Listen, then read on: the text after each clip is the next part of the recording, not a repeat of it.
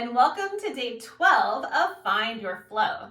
Today's pose, Urdhva Mukha Svanasana, otherwise known as upward facing dog.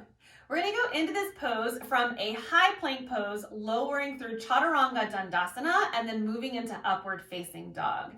If you need a review including modifications and variations for plank and chaturanga, please check back to day 9 and 10 videos.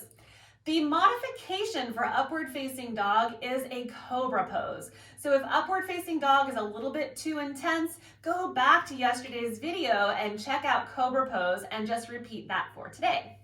All right, so let's go ahead and find our high plank pose. So really nice and tall, pressing away from the mat. So all fingers spread nice and wide, pressing yourself away from the mat.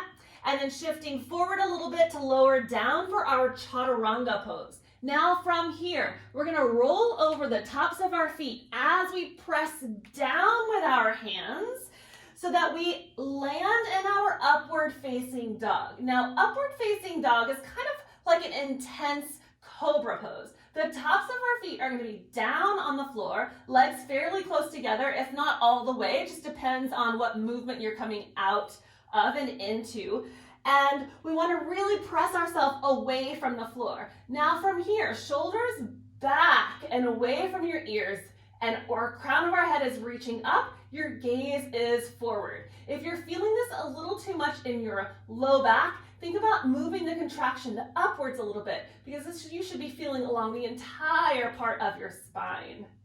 And this is upward facing dog. Now go ahead and cover the most common transition out of this, and that's into a downward facing dog.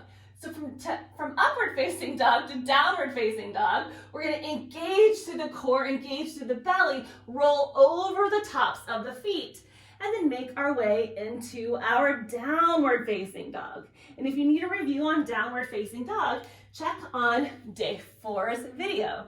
So practice upward facing dog, and if it's a little too much, no worries, just keep practicing your cobra pose. This does take a lot of arm strength and a lot of spine flexibility. So this is a deeper back bending pose than cobra. This has a lot of spinal extension, a lot of strength through the core and through the back, and through the glutes and through the legs. So try it out and let me know how it goes. Namaste.